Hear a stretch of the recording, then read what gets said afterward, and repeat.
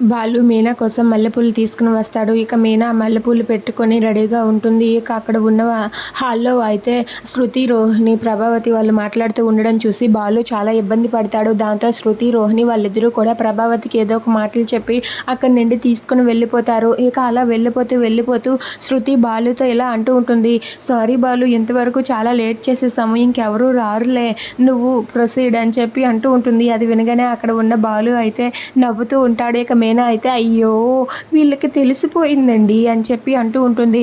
హే పర్వాలేదులే, అయినా వాళ్ళు నీ తల్లో మల్లెపూలు చూసారా అని చెప్పి అంటూ ఉంటాడు.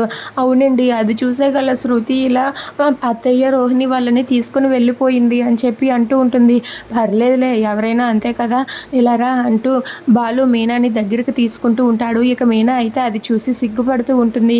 ఇక శృతి వాళ్ళకి ఇదంతా తెలియటంతో శృతి అయితే సిగ్గుపడుతూ అక్కడి నుండి నవ్వుకొని వెళ్ళిపోతుంది. ఇక బాలు అయితే మీనాని దగ్గరకు తీసుకొని నువ్వెవరి గురించి పట్టించుకోకు అంటూ మీనాకు దగ్గరగా వెళ్తూ ఉంటాడు. ఇక మీనా అయితే సిగ్గుపడుతూ కళ్ళు మూసుకుంటుంది.